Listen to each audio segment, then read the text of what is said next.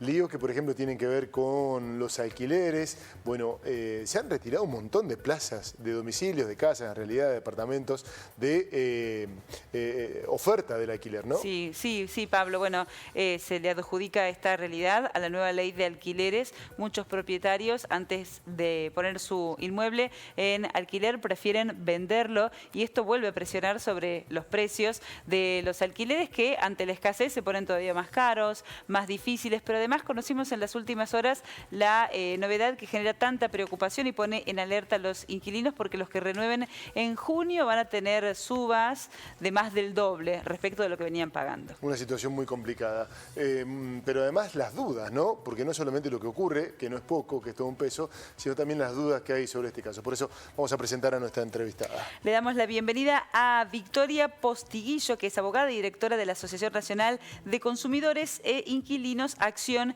y Defensa del Consumidor. Muy buenas tardes, Victoria, ¿cómo le va? Hola, buenas tardes a todos. Gracias por tu tiempo. Bueno, la cuestión del alquiler lo acaba de plantear mi compañera por aquí, una cuestión muy complicada para quienes alquilan, para los inquilinos y en un mar de dudas también.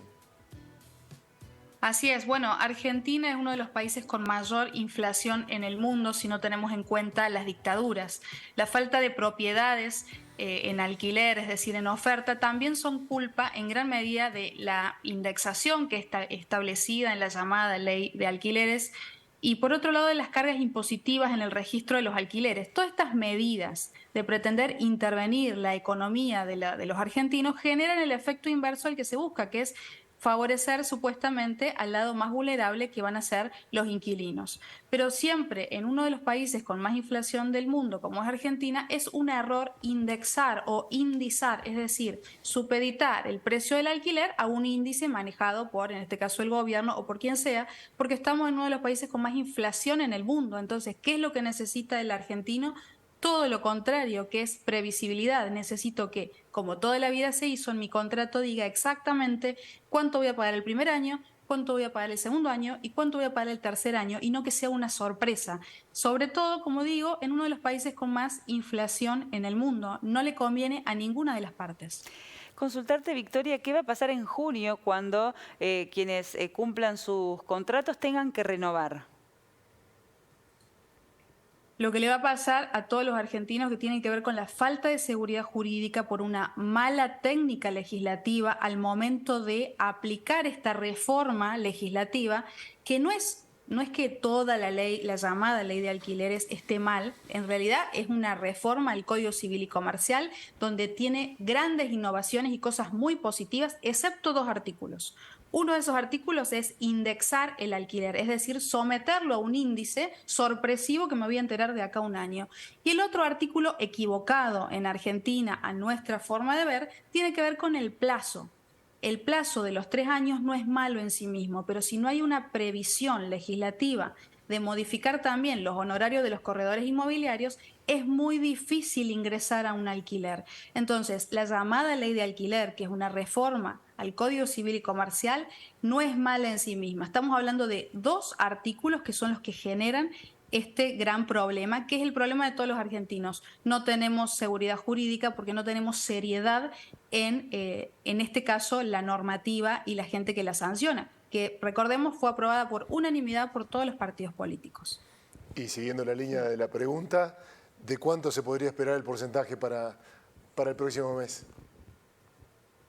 Probablemente estemos hablando de un 90% o de un 100%. Recordemos que los índices, es decir, someter el valor de mi alquiler, que solamente lo tengo escrito el primer año, el segundo y el tercer año, depende del índice. Es decir, que me entero dentro de un año cuál va a ser el índice que me dé.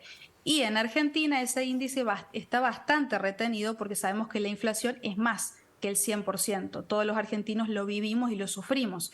Entonces quizás estemos hablando de un 90%, quizás estemos hablando de un 100%. Bueno, no es solo para los que renuevan, sino también para los que se le actualiza el monto, ¿no? Para los que están cumpliendo 12 meses. Claro, los que tienen que cumplir los 12 meses, se les va a aplicar este índice del Estado, en este caso, y que se ve mes a mes, ¿no? Porque va variando. Precisamente por eso es un índice y por eso no es recomendable aplicarlo en un país con inflación. Bien. Toda la vida ustedes recuerdan que los contratos que antes duraban 2 años, teníamos por escrito cuánto iba a durar los primeros meses, los primeros 6 meses, el segundo año. Entonces el inquilino y el propietario sabía exactamente cuánto iba a tener que abonar y cuánto iban a cobrar. Eso se llama seguridad jurídica en un país serio. Bueno, Victoria, consultarte por los autoplanes de ahorro. ¿Cuál es la situación? Bueno, un poco la situación a nivel nacional, hay juicios colectivos, hay juicios individuales y se pueden reducir en la falta al deber de información de parte de las empresas automotrices que no informan cómo surge el valor móvil de ese vehículo y de dónde surge la cuota, porque es cierto que tenemos el factor de la importación y por supuesto la inflación, pero aún así las empresas automotrices no informan acabadamente, es decir, de manera clara, detallada y veraz, cómo se conforma el valor móvil de ese vehículo. Entonces, en todo el país, incluida Córdoba, hay juicios colectivos e individuales donde lo estamos llevando ante un juez para que el juez obligue a la empresa automotriz a que explique de dónde se conforma y cómo se conforma el precio del valor móvil y que dé, por supuesto, una solución a esos compradores, a esos ahorristas que contrataron un plan sin tener la información total por parte de la empresa. Victoria, hoy se conoció la resolución de un juez en Córdoba que justamente sostiene que las empresas deben mantener sus aumentos en la línea de lo que tiene que ver con la inflación mensual y no deben superarla. Por lo que vos mismo estás diciendo, muchas empresas han superado en los porcentajes de aumento de la cuota de los planes de ahorro lo que tiene que ver con la inflación. Hay 200 o 300 personas representadas por esta resolución. ¿Qué opina usted de esto? Así es. Bueno, me parece en su momento muy, muy valiente la decisión del juez, de un juez de acá de Córdoba, de colectivizar, es decir, de convertir en una acción colectiva un problema que era masivo y de darle una respuesta a esos ahorristas y al resto de los consumidores a nivel provincial. Por supuesto que esa resolución seguramente va a ser apelada por todas las empresas y bueno, habrá que ver cuál es la respuesta judicial, si el Poder Judicial le da una respuesta apropiada y responsable a los ahorristas. Que son miles de personas. Sí, sí, en todo el país que pasan situaciones muy complicadas. Bueno, además con este tipo de planes, digámoslo, tiene que ver con que no hay crédito, en algún punto tiene que ver con lo de la vivienda también, porque estás pagando un auto que lo estás pagando como cero y ya lo tenés en la calle, ya se está perdiendo el valor, y vos estás pagando como cero, pero aún por encima de la inflación.